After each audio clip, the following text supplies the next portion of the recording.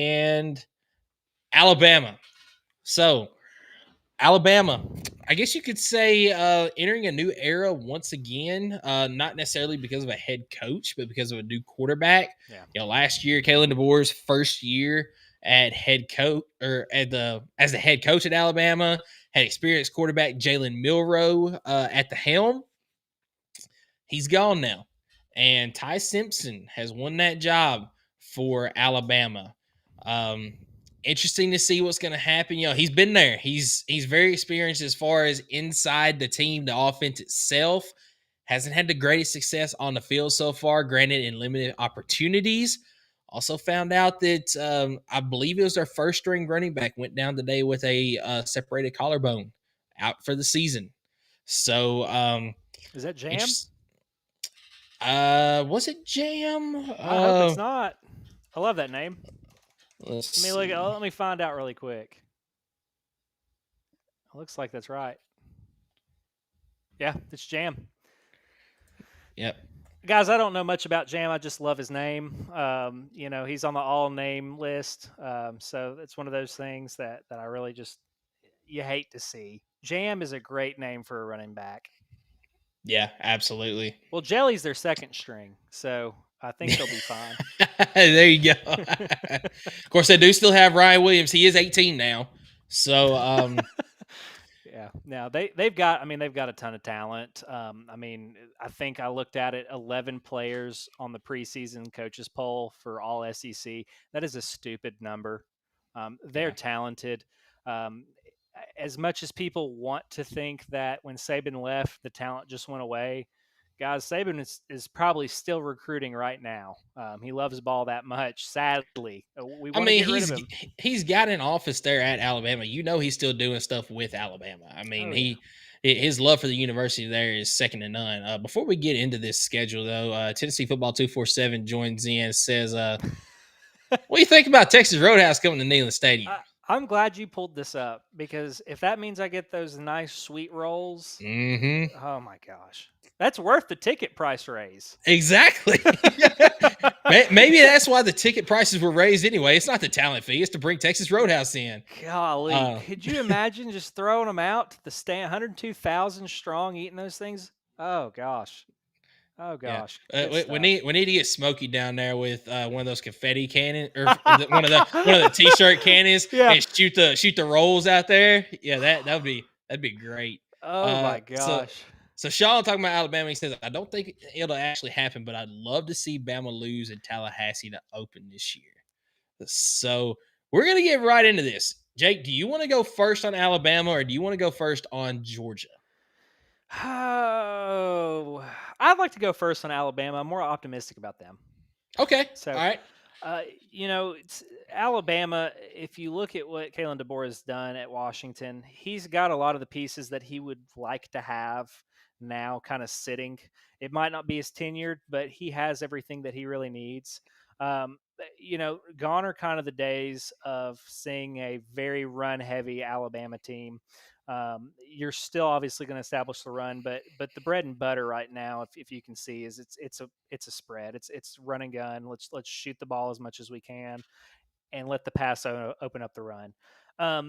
A lot of what Alabama's woes were last year, they were a talented team, but they almost had an Achilles heel at quarterback. They had a quarterback who could not determine if he was going to be good any given Saturday. He did some amazing. I think he had the most rushing yards out of any player on Alabama's roster last year. Am I wrong on that? If you want to fact check me while I'm talking. I think you're right. That's not. There's no team that I've ever really heard of that can sustain championship level success doing so, unless you're at the high school level. And even then, you get to high school level, that'll be shut down pretty quick. Alabama's still got a very, very young backfield on the defensive side. All those guys have got another year under their belt. They had to play last year. I think they're probably 6-7 deep at the cornerback room. Could be probably the best cornerback room in the SEC, in my opinion, is Alabama. Their D-line, they don't have any big dudes like they've had in the past. What's the guy's name? Dallas Turner. Will Anderson's. Every year it felt like they were just churning out guys. I don't feel like they have that elite type of playmaker in the pass rush, but everything surrounding them on the defensive side is fine. They're going to constrict. It's almost kind of like how Nick Saban did it, where he felt like if you could lock them up in the secondary, you can do a whole lot with that defensive line because it gives them just a second more time to get to where they need to be. So I think that makes them slightly better. Um, Yeah, actually, so you were also right as far as Jalen Milrow. He was the leading rusher on the team it's last year. awful. So by the time you take out like the sack loss, sack yardage, and all that stuff, he netted 726 yards last year on the ground. Oh So my so lord. so in total, he gained 966 last year, but he lost 240 yards last year when you consider sacks He and all was a that 1K stuff. rusher. Yeah, he was. And the next closest was Jam Miller, who gained a total of 698, lost 30. So he netted 668 yards. So when you look at just the gain in general, that's almost 300 yards more than your highest running back total from last year. Hey guys, what they went 9-3 last year. Yeah. Yeah, yeah. So to me, I mean, this is an Alabama team that has the same kind of problem I think that Tennessee has. They've got a new quarterback. They were a little bit antsy. I know a couple people who've worked at Alabama and are currently at Alabama right now. They love Ty Simpson. They really do. Um, think about what Michael Penix did at Washington. Very able to make the progressions that need to be done, very cerebral, but also can just get yards. He can extend the play and get the yards. He's not going to play hero ball, but he's not going to let a play get lost. So, yeah, Ty Simpson doesn't show a lot, but I do think that he's going to be pretty good. One note that I have on him is he has a 81% adjusted completion rate. So for those who don't know that in layman's terms, that's basically what are you looking at on completion when he's pressured? He can play very well under pressure. So that's a very high percentage completion. Again, they're going to want to dink and dunk, hit you deep, get some runs out there, get some screens. They're going to be able to do so. Their wide receiver room is very talented. Again, I think that they could also compete for one of the most talented wide receiver rooms in the country. Ryan Williams is an X factor in himself. You got to decide as a defense, do you want to double team the guy all night and let somebody else get open? So there's a lot there for me. And again, they've got an easier schedule. Last year it was a little bit tougher. I mean, if you look at where they're going at Georgia. That's their hardest away game. At Missouri, I've been there. It's not tough to play at Missouri. I don't care what anything you're seeing on TikTok. I know if you're on TikTok, you'll see a bunch of these slideshows on showing. Missouri is dead last. I think Vanderbilt is harder to play at than Missouri. I'm serious. I'm gonna It's soak up brutal, this content. dude. Drew Lock again. I was there when Drew Lock probably threw for 900 yards against us, and we got toasted. I was on that sideline. Their fans, their donors, just it is the quietest place. It's flat. It's terrible. At South Carolina, everybody thinks that Lenore Sellers is going to be a world beater. I kind of agree. I think he's probably better than DJ Lagway, but I just think that Alabama has that much more talent. I don't think that South Carolina can get it done. I mean, everything I'm looking at shows me, and then you get LSU late. Well, if LSU loses week one, then that's a certified dub. LSU's gone if they lose week one. So the schedule lines up very nice for them. Looking at it, the only real toss ups I have is going to be at Georgia. I want to say Tennessee is going to be tough. They're still a lot more talented than us. A lot of their their play is going to go back to the quarterback on that. But again, I just don't see us beating them at Tuscaloosa. Um, I so think they go 10-2. I think they so make the playoffs. so game by game, tell me what you think Alabama's gonna do this year. I think Florida State's going to be an eye opener. Florida State's a lot better than they were last year. I think that'll kind of set the course for them. I think they'll probably beat them by 7 or 10. UL Monroe is going to be a disgusting win. That's just going to be like, let our guys go. Wisconsin doesn't have the talent. They're not a higher tier. There's about three teams in the Big Ten that could even compete with Alabama. So I give them Wisconsin. Um, at Georgia is a very interesting one. I do think that Alabama is a better team than Georgia this year, but playing at Georgia, off of a bye week. It's again, these are college kids. It's very easy to overanalyze. Um, I'm going to take a loss to Georgia. They're going to kill Vandy. I mean, they know what's coming. Last year was a fluke. That's probably going to be a bloodbath at Missouri, 50-0. Tennessee is a toss up. I'm going to give them the win there. At South Carolina, I'm going to give them the win. I'm going to give them the win at LSU. I think they go 11-1. I mean, we have to really look. Honestly, my sleeper, I could see them losing to Auburn to go 10-2. So you've got wins against Oklahoma, Eastern Illinois, and Auburn. You're going to make me pick Auburn at the Iron Bowl? I mean, crazy stuff happens. It's at Auburn. I'm going to give them a loss to Auburn, but that makes them they're still what? Going to be in the SEC championship, right?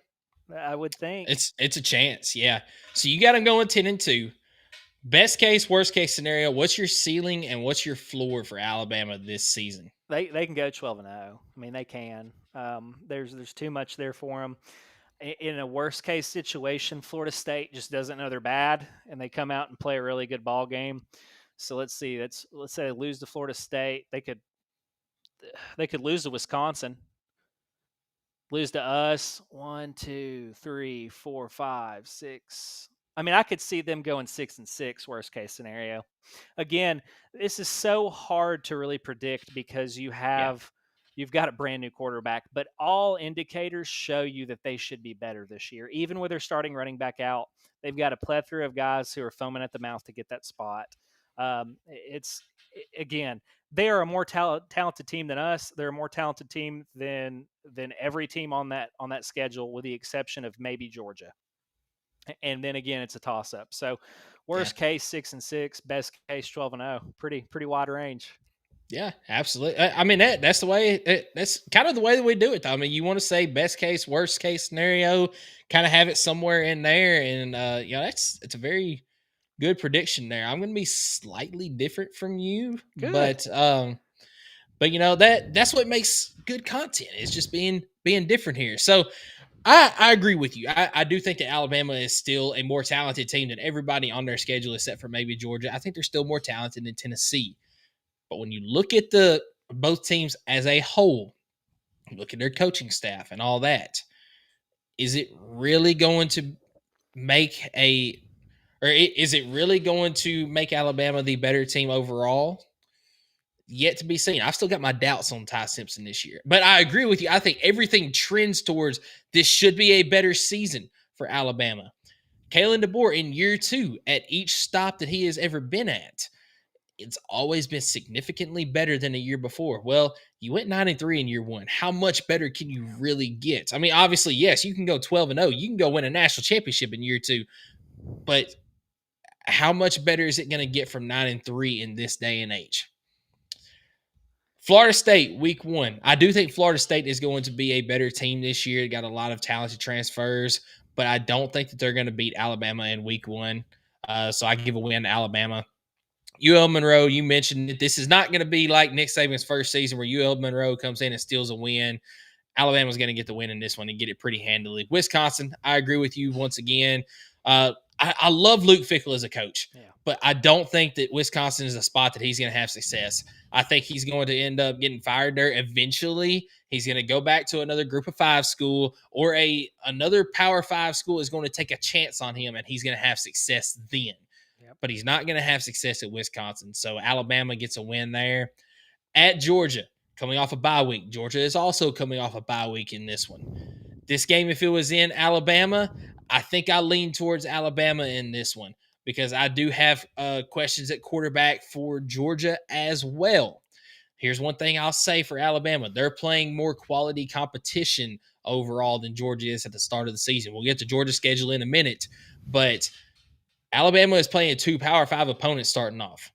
Georgia is going to be playing 2 Group of 5 opponents. I think one of them might even be an FCS opponent, and then they're playing Tennessee before this game. So Alabama's going to be more tested, but I think Georgia is going to come out with the win in this game. Vanderbilt on October the 4th, I completely agree with you. This game is going to be a complete bloodbath. Diego Pavia might not even make it out of this game, to be honest, with all the crap that he's been talking. Alabama with a win there. At Missouri, I don't think that Missouri is going to get skunked in this one the way that they did last year, but I do think that Alabama goes into Como and they get a win there. Tennessee, third Saturday in October. This is a game that's, it's hard to say Tennessee can go down there and get a win. They have not beaten Alabama in Alabama, I believe that one's also since 2003, just like the Florida series. I think it's been 22 years since Tennessee has gone down there and gotten a win in Alabama. I do think that Alabama has got more talent overall. I've already mentioned that, but I think overall, I might be showing my Tennessee homerism here. I might have my orange glasses on. I think I trust Tennessee's roster as a whole more. I think defense travels. And I think Tennessee overall is going to have a better defense this year. I do agree with you. I think that the corners for Alabama are some of the best in the country, possibly the best in the conference. But I think the defense as a whole, I think Tennessee's a little bit ahead of Alabama right now. I've got Tennessee going to Tuscaloosa, and I've got them pulling out a win in this game. At South Carolina, this is where I've got Alabama actually dropping back-to-back games this year. I've got South Carolina. I'm very high on them, and I think that they're going to have a letdown game after that loss to Tennessee, and they're going to go into South Carolina and end up losing a close one. That's a game South Carolina should have won last year in Tuscaloosa. Ended up getting the onside kick there to get the ball back with a chance to win. I forget exactly what happened after that, but something crazy happened, and Alabama ended up pulling it out by, I think it was 2 points, something like that. So I think they have a letdown game and get beat against South Carolina. But coming off a bye week, playing against LSU at home, I've got Alabama winning that game. I've got them absolutely demolishing Oklahoma this year. They're going to remember what happened last year, a game that ended up putting them out of the playoffs. They get a win against Oklahoma. They beat Eastern Illinois as well. And this is a tough game to pick here. This Iron Bowl at Auburn. Strange things always happen at Auburn in this game. Hugh Freeze in the past has had Alabama's number, but that was also with Nick Saban at head coach. That was also a Ole Miss team that there wasn't questions around the roster the way that Auburn has some questions, especially around the quarterback position right now. I think at this point in the season, we're going to find out what Ty Simpson is made of. I think Auburn is going to still have some questions towards the end of the season. I mean, they're talking about having a 3 quarterback type rotation, or they're going to play 3 quarterbacks, something like that. It's not a recipe for success, in my opinion. Alabama goes to Auburn and gets a win in the Iron Bowl. So I've got Alabama going 9-3, just like they did last year, just shy of the playoffs. Obviously, best case scenario, I'm not going to say that they can go 12-0 just because I don't think that there's any team in the SEC that's going to go 12-0 this season. I think gone are the days of seeing undefeated teams in the SEC, especially after next season whenever you're going to a 9-game schedule. So I've got them going 11-1 this season as the best case scenario. I think you can beat Georgia but lose to Tennessee. I think you can lose to Georgia but beat Tennessee and South Carolina. Any one of those. I think there's one loss somewhere on the schedule, so I've got them going 11-1 as my ceiling. My floor, I do think that you could drop that game to Florida State in week 1 because, as you said, Florida State might not realize that they're bad. Florida State might be significantly better this year, and they still won in week 1. We don't know what Ty Simpson's going to do. We don't know what the rest of the roster is going to do. So you can see a loss there. I think you could lose to LSU. I think that if Oklahoma is having the type of season that a lot of people think that they will, you could lose to Oklahoma and then obviously the Iron Bowl. I'm not going to say that the absolute floor for this team is 5-7. I do think that they get a win somewhere in there against one of those teams. I'm also going to go with you and say that 6-6 is the absolute floor. Things just absolutely go completely wrong for Alabama this season. The ceiling is 11-1. I've got them going 9-3 overall this year, just missing out on the playoffs. Crazy to say. I mean, just think about what these teams have been in the past. I do think if you see anything less than 9-3, DeBoer is probably not making it through the season, which is wild to say. Give him 2 years. That's all they gave him. Yeah. What a wild time we live in.